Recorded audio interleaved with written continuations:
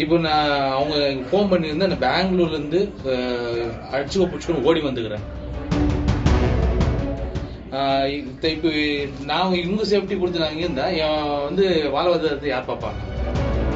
வந்து பட்ட பகலில் மத்தியானம் 2:30 மணிக்கு இந்த விஷயம் நடந்திருக்கு.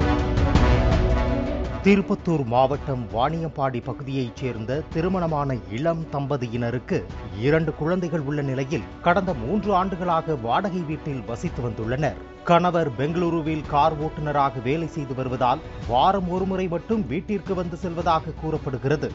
இந்நிலையில் கடந்த 26ஆம் தேதியன்று தனது 2 குழந்தைகளையும் பள்ளிக்கு அனுப்பி வைத்துவிட்டு வீட்டில் தனியாக இருந்த பெண் அசதியில் கதவை பூட்டிவிட்டு தூங்கியுள்ளார்.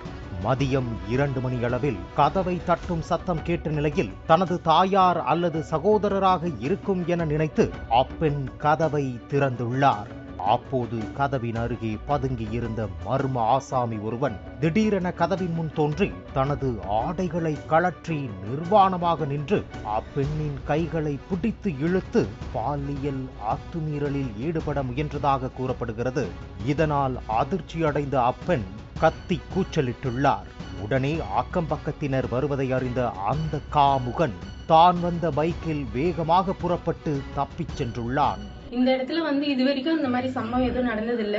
ஒரு அடையாளம் தெரியாத நபர் வந்து வீட்டுக்குள்ள வந்தாரு. சத்தமே இல்லாம வந்திருக்காரு, எனக்கு தெரியல.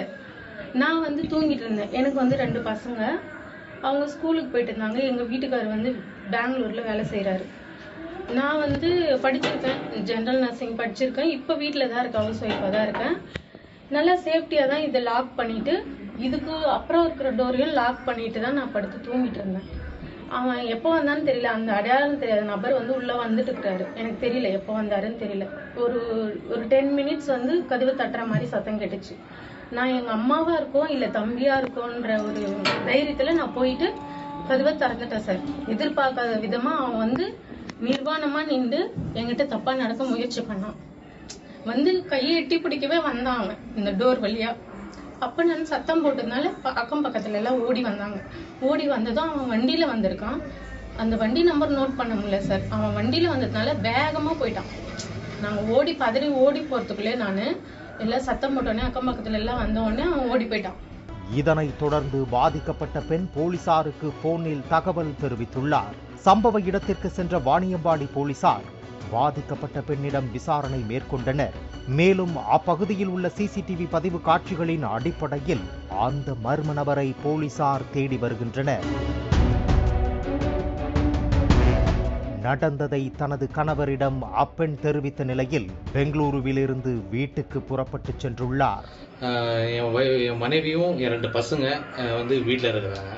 பசங்க காலையில் ஸ்கூல் போன உடனே மனைவி வந்து வீட்டு வேலையெல்லாம் செஞ்சுட்டு வந்து ரெஸ்ட் எடுத்துக்கிறாங்க, படுத்துனுங்கிறாங்க. இந்த மெயின் கேட்டை வந்து சாத்திட்டு, இந்த டோர் சாத்திட்டு படுத்துக்கிறாங்க. எங்கள் மாமியார் அப்போ தான் வந்துட்டு பேசிட்டு போய்க்கிறாங்க. ஸோ வந்து கதவு தட்டணும்னா எங்கள் மாமியார் தான் வந்து கதவு தட்டுறாங்கன்னு சொல்லிட்டு டோர் ஓப்பன் பண்ணால் ஒரு ஆள் வந்து இந்த பக்கம் மறைஞ்சிருந்து திடீர்னு முன்னாடி வந்து டோர் ஓப்பன் பண்ணணும், திடீர்னு முன்னாடி வந்துட்டு அவங்க கட்டி இந்த வேட்டியை வந்து தூக்கிட்டு நியூடாக நின்றுருக்காங்க. அவங்க வந்து உடனே வந்து கத்தி கூச்சல் போட்டு அங்கே பக்கத்தில் இருந்த ஒரு பைப் ஒன்று எடுத்துட்டு கத்தி கூச்சல் போட்டு இந்த டோரை ஓப்பன் பண்ணி வெளில வரதுக்குள்ள அவங்க வெளில ஓடி போய் பைக் எடுத்துட்டு ஓடிட்டான் சார். இப்போ நான் அவங்க ஃபோன் பண்ணியிருந்தேன், நான் பெங்களூர்லேருந்து அடிச்சுக்கோ பிடிச்சிக்கோ ஓடி வந்துக்கிறேன்.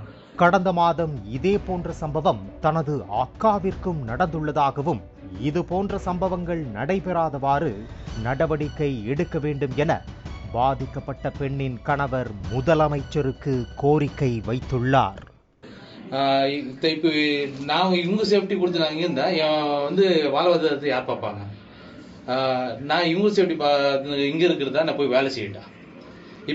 இப்போ நான் ஏன் தைரியமா வந்து இந்த ரிப்போர்ட் கொடுக்குறேன்னா, இங்க நடந்தது வேற யாருக்குமே நடக்கூடாது. 1 மாசத்துக்கு முன்னாடி எங்க 2 தெரு இருக்கிற எங்க அக்காவுக்கும் இதே சேம் பர்சன், ஆக்சுவலி அவங்க சொன்ன அடையாளம் எல்லாம் மேட்ச் ஆகுது, சேம் பர்சன் இதே மாதிரி தான் பண்ணிக்கிறாங்க. நைட்டு அவங்க நைட் பண்ணது. ஆனா இன்னைக்கு இங்க நடந்து பட்ட பகல்ல மத்தியானம் 2:30 மணிக்கு இந்த விஷயம் நடந்திருக்கு. அதுவும் பட்ட பகல் நடந்தது. சிஎம் வந்து ஒரே ஒரு கோரிக்கை சார், இது எவ்வளவு சீக்கிரம் வந்து ஆக்ஷன் எடுக்க முடியுமோ ஆக்ஷன் எடுங்க. ஏன்னா ஒரு நாளும் நாங்கள் பயந்து இந்த மாதிரி நடக்கணும். நீங்க எடுக்கிற ஆக்ஷன்ல தான் வந்து எங்க நம்பிக்கையெல்லாம் இருக்கு. ஏன்னா எல்லா நேரமும் இதே பயந்துட்டு நம்ம இங்கேயே இருக்க முடியாது சார். ஸோ சிஎம் எங்கள் கோரிக்கையை எடுத்துக்கிட்டு கொஞ்சம் இமீடியட்டாக ஆக்ஷன் எடுங்க.